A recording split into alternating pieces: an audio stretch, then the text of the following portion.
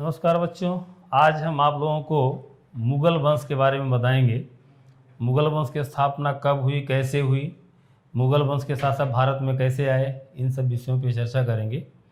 तो आइए देखते हैं कि मुगल वंश की स्थापना किसने किया। मैंने यहाँ पे लिखा हुआ है मुगल वंश 1526 से 1857। तो मुगल वंश का जो शासनकाल है वो 1526 से 1857 तक चला। 1857 के बाद मुगल वंश का समापन हो जाता है। अब इसको अगर आप देखें तो ये लगभग जो है 325-26 साल का पीरियड है। कहने का मतलब यह है कि जितने समय तक दिल्ली सल्तनत के सुल्तानों ने भारत पर शासन किया था, लगभग उतने ही समय तक भारत पर मुगलों की सत्ता रही। दोनों मुस्लिम शासक थे। दिल्ली सल्तनत और मुगलों के शासन व्यवस्था में क्या अंतर था, इसको तो हम मुगल प्रशासन में बताएंगे, लेकिन यहाँ पर हम मुगल वंश के प्रारंभिक शासकों का पहले नाम लिखेंगे, क्योंकि उस पर से क्वेश्चन आ चुका है।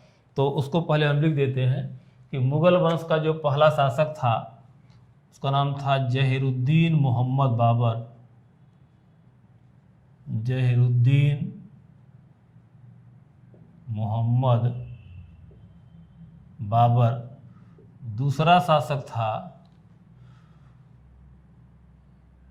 नसरुद्दीन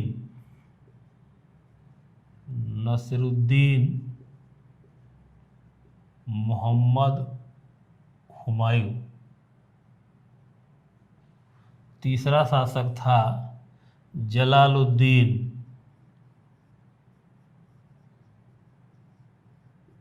मोहम्मद अकबर। चौथा शासक था नसरुद्दीन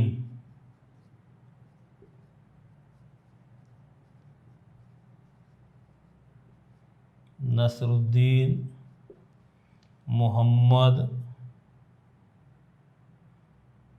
जहांगीर। और पांचवा शासक था जहीरुद्दीन नसरुद्दीन जलालुद्दीन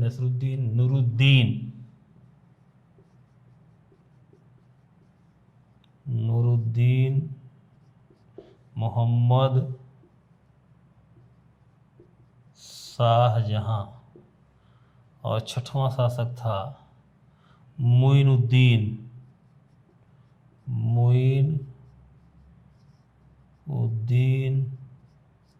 मोहम्मद औरंगजेब।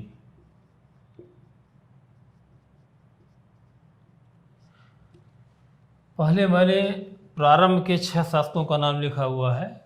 मैंने इसको इसलिए लिखा हुआ है क्योंकि यहाँ पे क्वेश्चन आता है मैच द फॉलोइंग करके। इधर दिया रहेगा, मैंने ऐसे लिखा बाबर, हुमायूं, अकबर, जहांगीर, शाहजहां, औरंगजेब। तो इसमें इधर लिखा रहता है जहीरुद्दीन नसरुद्दीन जलालुद्दीन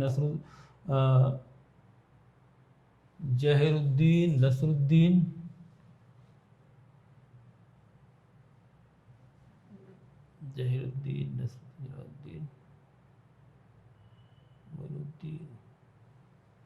तो इसमें ये मैच करने के लिए आता है, आपको ध्यान देना पड़ेगा। तो चूँकि हम लोग बाबर, हुमायूं, अकबर, जहांगीर, शाहजहां, औरंगजेब तो जानते हैं, लेकिन ये नाम नहीं जानते हैं।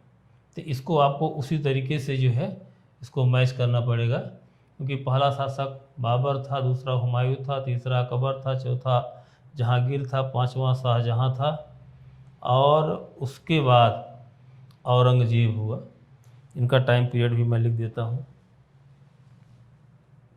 ये 1526 से 1530, ये 1530 से 1540, फिर ये 15 साल का गैप आता है, और फिर ये 1555 और 56, इसको पढ़ाते समय हम बताएंगे। और ये जो है 1556 से 1605, ये 1605 से 1627, ये 1627 से 1656 और ए 1658 से 1707 ईस्वी तक। इसको आपको इस तरीके से देखना है, ठीक। तो एक क्रम लिखना था, उसको मैंने यहाँ पे लिख दिया। अब आगे आइए देखते हैं।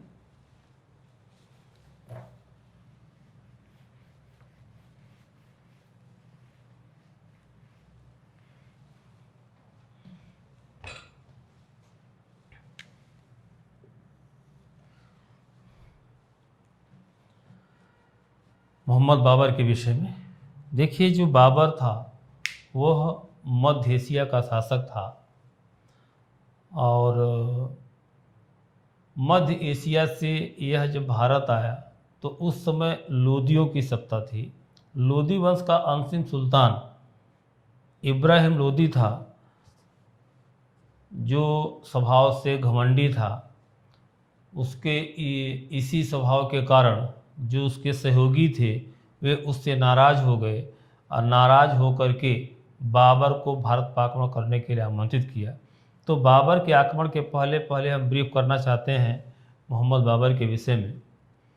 बाबर का जन्म 1482 ईस्वी में मध्य एशिया क्षेत्र के फरगना रियासत में हुआ था। इसके पिता उमर शेख मिर्ज़ा थे। बाबर के पिता का नाम, पिता जो थे वो उमर शेख मिर्ज़ा थे और इसकी जो माँ थी, इसके माता का नाम कुतलुग निगार खां था। जो बाबर का पिता था, माता और पिता दोनों जो है कहीं न कहीं मंगोलों से संबंधित थे। कहा जाता है कि उमर शेख जो मिर्ज़ा था वो तैमूर लंग के वंश से संबंधित था।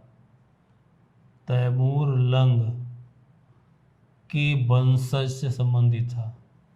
और जो कुतलू निगार थी, ये जो थी ये चंगेज खां के वंशज से संबंधित थी। कहने का मतलब कि बाबर के शरीर में मंगोलों का रक्त था। उसके माता और पिता दोनों जो है मंगोलों के वंशज से संबंधित थे। ये आपको ध्यान देना पड़ेगा। इसको मैंने यहाँ पे इसलिए ब्रीफ किया क्योंकि यह क्वेश्चन आ चुका है। तो यहाँ पर बस इतना ही है कि ये दोनों मंगोल से संबंधित। माता चंगेज खां के वंशज से रिलेटेड थी, जो पिता था वह तैमूर लंग के वंशज से संबंधित था। ठीक है। बाबर का जन्म फरवरी 1482 ईस्वी में फरगना रियासत में हुआ। इसके पिता फरगना रियासत के शासक थे। जब बाबर 12 वर्ष का हुआ तो उसके पिता की मृत्यु हो गई। जब उसके पिता की मृत्यु हो गई तो उसके जो सगे संबंधी थे वे सभी उसके राज्य को हड़पना चाहते थे। और 12 वर्ष की छोटी अवस्था में बाबर फरगना रियासत का शासक भी बना, लेकिन उसके समक्ष चुनौतियां बहुत थी। बाबर बहुत हिम्मती व्यक्ति था। उसने सभी चुनौतियों का सामना बहुत धैर्यपूर्वक किया और जब उसने फरगना रियासत को सुरक्षित कर लिया, मजबूत कर लिया, अब उसे ये भय नहीं रहा कि उसकी फरगना रियासत कोई विजित कर सकता है, तो अपने पूर्वजों की रियासत थी समरकंद, फरगना के ही बगल में समरकंद क्षेत्र था। समरकंद, ऐसा कहा जाता है कि यह इसके पूर्वजों की रियासत के पूर्वज यहाँ पे शासन करते थे, लेकिन अभी इस समय समरकंद फरगना क्षेत्र से बाहर था। तो बाबर ने समरकंद को विजित करने का मन बनाया और उसने समरकंद पे आक्रमण कर दिया। समरकंद को उसने विजित भी कर लिया, लेकिन 100 दिन तक ही वह समरकंद पर अधिकार कर पाया, शासन कर पाया। उसके बाद समरकंद उसके अधिकार क्षेत्र से पुनः बाहर चला गया। बाबर ने दोबारा समरकंद पे आक्रमण किया। इस बार पुनः उसने समरकंद को विजित कर लिया और समरकंद को संरक्षित करने के लिए पूर्व के अनुभव के अनुसार उसने उसको मजबूत करने का प्रयास किया। इस प्रयास में फरगना उसके हाथ से निकल गया।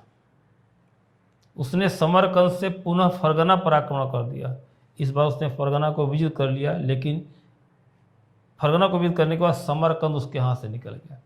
ऐसी स्थिति में जो मध्य एशिया क्षेत्र की राजनीतिक अस्थिरता थी, उस अस्थिरता से बाबर ऊब चुका था। वह ऐसे क्षेत्र पर शासन करना चाहता था जहां पर राजनीतिक स्थिरता हो, क्योंकि मध्य एशिया में वो चीज़ें उसे वहां पे नहीं मिल रही थी। ऐसी स्थिति में बाबर ने पूरब की ओर बढ़ने का निर्णय लिया। अब वह फरगना से पूरब की ओर बढ़ा। जब पूरब की ओर बढ़ा तो उसे सफलता मिली और वह अफ़गानिस्तान, जो वर्तमान अफ़गानिस्तान का क्षेत्र है, वह काबुल और कंधार तक आ गया और इन क्षेत्रों पर उसने अधिकार कर लिया। उसकी महत्वाकांक्षा बढ़ गई, उसका मनोबल बढ़ गया, सफलता उसे मिलती चली गई। बाबर जब काबुल में ठहरा हुआ था, उसी समय उसे एक स्वर्णिम मौका मिला। वो मौका ये था कि भारत से लोदी वंश के शासक इब्राहिम लोदी के विरुद्ध पंजाब का सूबेदार दौलत खान लोदी बाबर के दरबार में उपस्थित हुआ और उपस्थित होकर के उसने बाबर से आग्रह किया कि आप दिल्ली पर आक्रमण करें। बाबर जैसे महत्वाकांक्षी व्यक्ति के लिए यह एक सुनहरा मौका था। दौलत खान लोदी के वापस आने के बाद एक राजपूत शासक कहा जाता है राणा सांगा का एक दूत भी बाबर के दरबार में उपस्थित हुआ। उसने भी बाबर से आग्रह किया कि वह दिल्ली पर आक्रमण करे। ऐसी स्थिति में बाबर जैसे महत्वाकांक्षी व्यक्ति के लिए इससे बड़ा गोल्डन चांस नहीं हो सकता। वह भारत की राजनीतिक स्थिति को भांप लिया, अनुमान लगा लिया। अब वह अपनी सैन्य सज्जा के साथ 25,000 घुड़सवार सैनिकों को लेकर के वह भारत की ओर बढ़ा। उसने सिंध नदी को पार किया। सिंध नदी को पार करके वह दिल्ली के पास पानीपत के मैदान में अपना सैनिक शिविर लगा दिया। कहा जाता है कि अप्रैल 1526 में वह पानीपत पहुंच गया और उसने अपना सैनिक शिविर लगा दिया। लेकिन इब्राहिम लोदी इस बात को न जान पाया और जानने के बाद वह कोई रणनीति भी नहीं अपना पाया। वह इतना कर्मठ व्यक्ति था, उसे अपनी सेना पर घमंड था। उसके पास 1 लाख से ज़्यादा की सेना थी। उसे लगता था कि उसकी सेना के सामने छोटे मोटे जो ये आक्रमणकारी हैं, जो सैनिक हैं, वो सब धराशायी हो जाएंगे। इसी ओवर कॉन्फिडेंस ने, इसी घमंड ने इब्राहिम लोदी को युद्ध में पराजित किया और अंत में उसकी मृत्यु हुई। तो ये देखते हैं कि जब बाबर अपनी सेना लेकर के भारत पहुंचा तो 1526 ईस्वी में पानीपत का प्रथम इसे कहता है, पानीपत के प्रथम युद्ध में बाबर ने इब्राहिम लोदी को पराजित किया और युद्ध भूमि में उसकी हत्या कर दी। अब यहाँ पे एक ट्विस्ट ये है, दौलत खान लोदी या राणा सांगा, जिन भी लोगों ने बाबर को भारत पर आक्रमण करने का आमंत्रित किया था, उनकी ये सोच थी कि बाबर आएगा, दिल्ली पर आक्रमण करेगा, लूटेगा और वापस चला जाएगा। जब दिल्ली कमज़ोर हो जाएगा तो जो क्षेत्रीय या प्रांतीय शासक हैं उन्हें दिल्ली पर अधिकार करने का मौका मिलेगा। ये परंपरा भी थी उस समय की। जो राजनीतिक परिस्थितियाँ थी, राजनीतिक परिस्थितियों में कभी भी प्रांतीय शासक केंद्रीय शासक पर अधिकार करके उसकी कमजोर स्थिति का फायदा उठा करके सत्ता पर कब्जा कर सकता था। परंपरा बन गई थी। उसी परंपरा का अनुसरण करते हुए उस समय भी लोगों की सोच यही थी। लेकिन यहाँ पर यह सोच थोड़ा उल्टी पड़ गई, क्योंकि बाबर उन सब की तुलना में अलग किस्म का व्यक्ति था, अलग तरीके से सोच रखता था। जब बाबर को पानीपत के प्रथम युद्ध में सफलता मिली तो उसका मनोबल बढ़ गया। हालांकि जब वो आया था तो उसने भी नहीं सोचा था कि उसे भारत पर शासन करने का मौका मिलेगा, लेकिन विजय ने उसे यह मतलब जो है मौका दिया और उसकी महत्वाकांक्षा को बढ़ा दिया। और उसके बाद बाबर ने भारत में रहने का मन बना लिया और उसने यहीं पर मुगल वंश की नींव रख दी, जो हम मुगल वंश की चर्चा कर रहे हैं।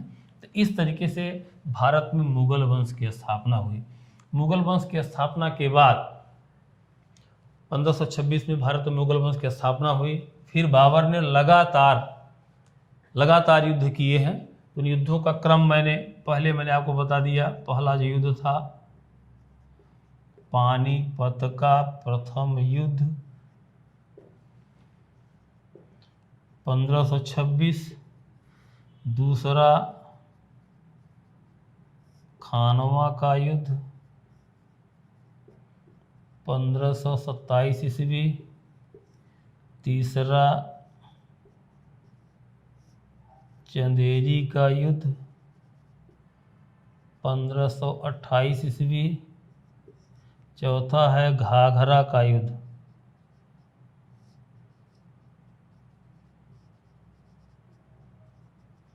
1529 ईस्वी, और बाबर की मृत्यु, इसको भी लिख लीजिए, बाबर की मृत्यु 1500 को पूरा लिखिए 26 दिसंबर 1530 यहाँ पर।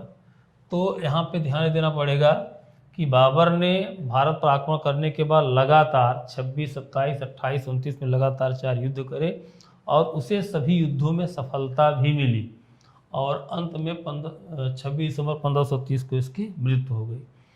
बाबर की मृत्यु के बाद उसका पुत्र हुमायूं मुगल बादशाह बना। अब देखिएगा यहाँ पे, क्योंकि बाबर जब भारत पर आया तो उसने भारत पर आक्रमण किया, उसे सफलता मिली और लगातार युद्ध में व्यस्त रहा और अंततः उसकी मृत्यु हो गई। तो ऐसी स्थिति में बाबर को भारत में रहते हुए अपने शासन को स्थिरता देने का मौका ही नहीं मिला। उसकी मृत्यु के पहले, जब बाबर की मृत्यु होने वाली थी, उसके पहले ही उसने अपने बड़े पुत्र हुमायूं को अपना उत्तराधिकारी घोषित किया और उससे एक वचन ले लिया था कि वह अपने भाइयों की हत्या नहीं करेगा। ऐसी स्थिति में उसकी जब मृत्यु हो गई, उसकी मृत्यु के बाद जब हुमायूं मुगल बादशाह बना तो उसने अपने पिता के दिए हुए वचन को पूरा करने के लिए अपने भाइयों से सहयोग की अपेक्षा की, लेकिन उसके भाइयों ने सहयोग नहीं किया। परिणाम में हुआ कि हुमायूं 10 साल तक तो शासन किया, लेकिन 10 साल बाद उसे हिंदुस्तान छोड़ना पड़ा। तो बाबर को हिंदुस्तान कैसे छोड़ना पड़ा था, इस पर हम लोग जो है हुमायूं पर चर्चा करते हैं। तो जो दूसरा बादशाह है वो है हुमायूं।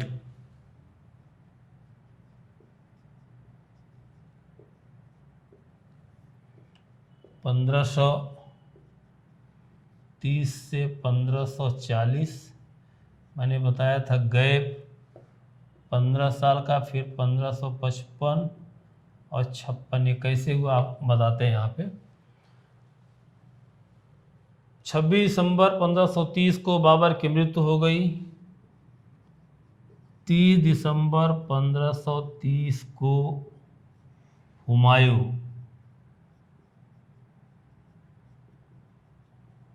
मुगल बादशाह बना। मुगल बादशाह बनने के बाद हुमायूं के समक्ष कई चुनौतियाँ थी, क्योंकि बाबर ने भारत में अफगानों को पराजित किया था। अफगान शासक इब्राहिम लोदी को पराजित किया था। उस पराजित करने के बाद सत्ता प्राप्त की थी।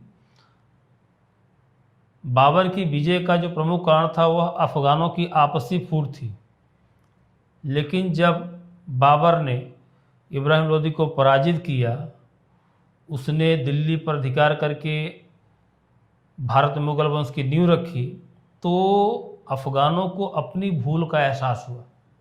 उन्हें लगा कि अगर आज कोई विदेशी भारत में आकर के शासन कर रहा है तो उसका जो प्रमुख कारण है वह अफगानों की आपसी एकता का भंग होना। इसलिए अफगानों ने निर्णय लिया कि वे अब संगठित होकर के मुग़लों का सामना करेंगे और मुग़लों को भारत से बाहर भगाएंगे। अब ऐसी स्थिति में सारे के सारे जो अफ़गान थे वो संगठित होने लगे और मुग़ल शासक हुमायूं को भारत से बाहर निकालने की योजना बनाने लगे। ये अफ़गानों की सोच थी। अब हुमायूं की सोच क्या थी? हुमायूं सोच रहा था कि जब तक भारत में अफ़गानों का समूल विनाश नहीं होगा तब तक हुमायूं के लिए भारत पर शासन करना आसान नहीं होगा। ऐसी स्थिति में वो चाहता था कि वह समूल या सामूहिक रूप से सभी अफ़गानों को एक साथ पराजित करे, जिससे उसका जो सिंहासन है वह निष्कंटक हो जाए और उसका कोई विरोध करने वाला न रहे। ऐसी स्थिति में मुग़लों और अफ़गानों के बीच संघर्ष होना अवश्यंभावी था। अब 1531 ईस्वी में हुमायूं और अफ़गानों के बीच दौराह नामक स्थान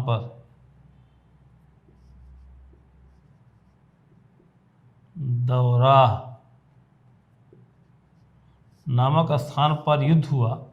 इस युद्ध में हुमायूं ने अफ़गानों की सेना को पराजित कर दिया। अब जब अफ़गान पराजित हो गए तो अफ़गानों का यहाँ पर मनोबल टूट गया और मुग़लों की महत्वाकांक्षा बढ़ गई।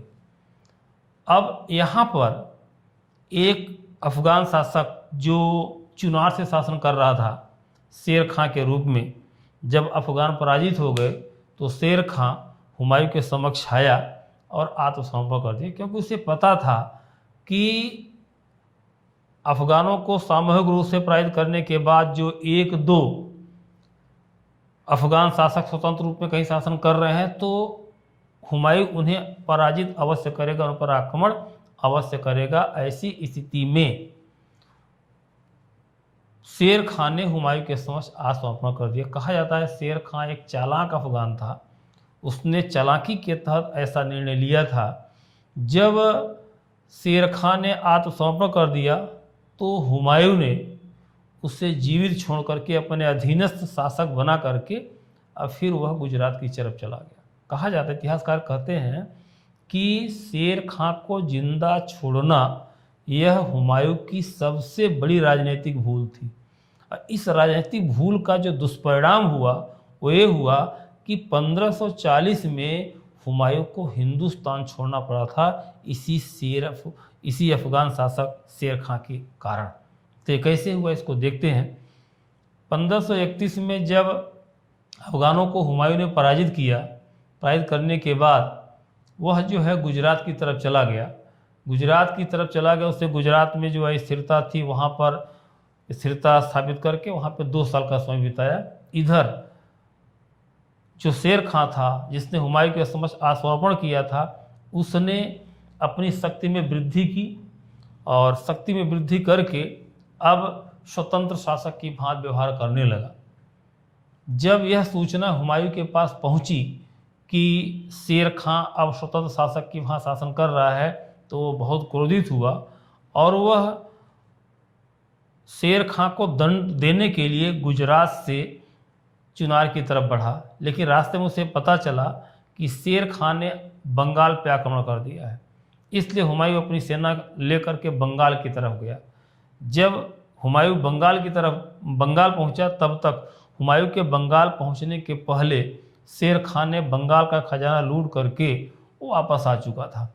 अब हुमायूं शेर खां को दंड देने के लिए चुनार की तरफ बढ़ा और इधर शेर खां ने हुमायूं को रोकने के लिए कर्मनाशा नदी के तट पर अपना सैनिक शिविर लगा दिया।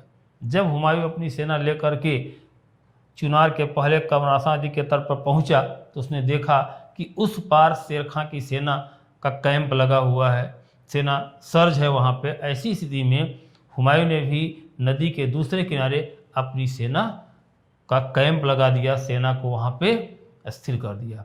अब दोनों तरफ से, हुमायूं और शेर खां दोनों की तरफ से इस बात का इंतजार होने लगा कि ये दोनों आपस में एक दूसरे का इंतजार करने लगे कोई आक्रमण करे। ऐसे करते करते 3 महीने का समय बीत गया। इन 3 महीनों के बीच दोनों तरफ से कोई आक्रमण नहीं हुआ। तब तक वर्षा ऋतु आ गई। वर्षा ऋतु आते ही नदी में जब बाढ़ आई तो एक दिन रात में अचानक शेर खान ने हुमायूं के शिविर पर आक्रमण कर दिया और हुमायूं की सेना में भगदड़ मच गई। इस भगदड़ में हुमायूं जो था बढ़ी हुई नदी पे कूद गया और डूबने लगा। तो वहाँ पर एक कोई नदी के किनारे रहने वाला भिश्ती था, उसने हुमायूं की जान बचाई थी और हुमायूं किसी तरीके से अपनी जान बचा करके आगरा पहुँचा था। तो ऐसा कहा जाता है कि 1539 ईस्वी में चौसा स्थान इसका नाम था। ये जो है चौसा का युद्ध इसे कहते हैं। चौसा नामक स्थान पर 1539 ईस्वी में हुमायूं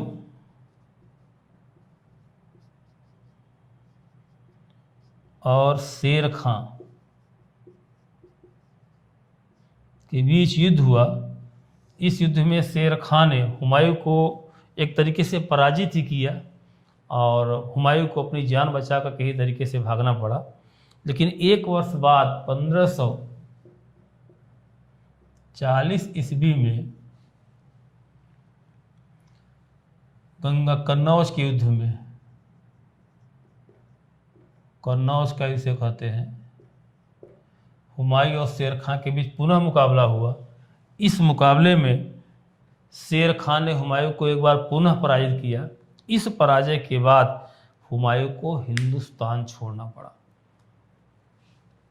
ये आपको मैंने लिखाया था 1540, मैंने गैप दिया, फिर 1555-60 बताया। तो कहने का मतलब यह है कि यहाँ पर हुमायूं पराजित होता है। पराजय के बाद फिर वह अपना सेना वोना लेकर के वापस जाता है। 15 साल तक यहाँ पर शेर खां की सत्ता रहती है। कैसे रहती है उसको स्पेशल शेर शाह सूरी के रूप में शेर खां को पढ़ाएंगे। 15 साल बाद हुमायूं पुनः वापस लौटता है और 1555 ईस्वी में उसने मच्छीवाड़ा के युद्ध में अफगानों को पराजित किया। पराजित करने के बाद उसने दिल्ली पर अधिकार कर लिया। दिल्ली पर अधिकार करने के बाद उसने एक बार पुनः मुगलों की सत्ता को भारत में स्थापित कर दिया। लेकिन 6 महीने बाद हुमायूं की मृत्यु हो जाती है और कहा जाता है कि हुमायूं पढ़ा लिखा व्यक्ति था। वह उसने जो है बड़ी पुस्तकालय तैयार करवाई थी। शेर शाह सूरी भी बहुत विद्वान था, बहुत पढ़ा लिखा था, उसकी भी साहित्य में बहुत रुचि थी। तो शेर शाह सूरी ने एक पुस्तकालय दिल्ली में बनवाई थी। तो उसी पुस्तकालय की सीढ़ियों से गिर करके, उस पुस्तकालय का नाम था दीन पनाह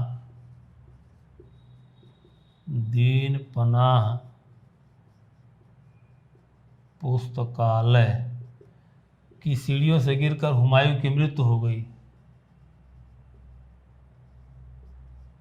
हुमायूं की मृत्यु हुई 1556 ईस्वी में और उसके बाद उसका पुत्र जो है अगले बादशाह के रूप में आता है। कैसे आता है उस पर आगे हम चर्चा करेंगे।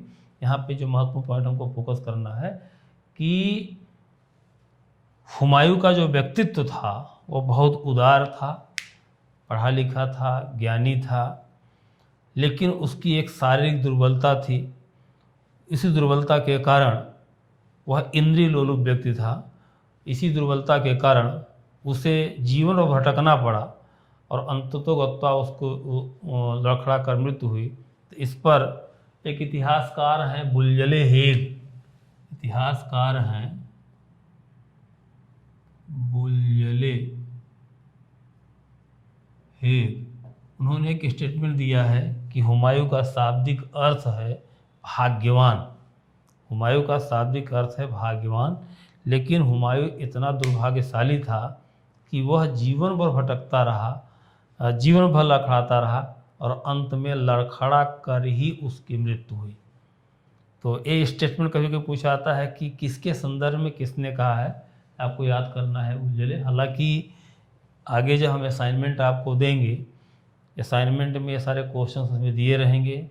जो इस पर जो हम आपको वीडियो बना के दे रहे हैं, इस पर जो PDF है, जो चीज़ें हो सकता है कुछ चीज़ें बीच में जो आवश्यक चीज़ें हों, वीडियो बनाते समय कुछ चीज़ें स्लिप भी कर सकती हैं। तो जो चीज़ें इस तरीके से होती हैं जो बहुत इंपॉर्टेंट होती हैं उसको हम आपको PDF में दे देंगे, इसके लिए आपको चिंता करने की ज़रूरत नहीं है। हम आपको एक चीज़ ये बताना चाहेंगे कि इतिहास को पढ़ते समय विशेष ध्यान आपको देना है कि आप अपने आप को भटकाइए नहीं। आपके एग्ज़ाम का जो कंटेंट है बहुत छोटा है, लेकिन है बहुत विस्तृत। ऐसी स्थिति में जितना कंटेंट दिया जाए उस पर फोकस करके उसको पढ़िए, उसको समझने की कोशिश करिए, वीडियो को बार बार रिवाइंड करके देखिए, प्रैक्टिस करिए। और अगर ऐसा करेंगे तो निश्चित तौर पे आपको सफलता मिलेगी, क्योंकि आपकी परीक्षाओं की तिथियां भी आ गई हैं और ऑनलाइन के अलावा कोई विकल्प इसमें बचा नहीं हुआ है। ऐसी स्थिति में हम आपसे यही अपेक्षा करेंगे कि आप अगर सीरियस हैं तो आप जो है इन ऑनलाइन क्लासेस के जो वीडियोज आपको मिल रहे हैं इनको ध्यान से देखिए, समझिए और इन पर प्रैक्टिस करिए। अब इसके बाद हमारा जो अगला जो शासक होगा वो होगा जलालुद्दीन मोहम्मद बादशाह अकबर। इसके बारे में हम नेक्स्ट वीडियो में चर्चा करेंगे। धन्यवाद।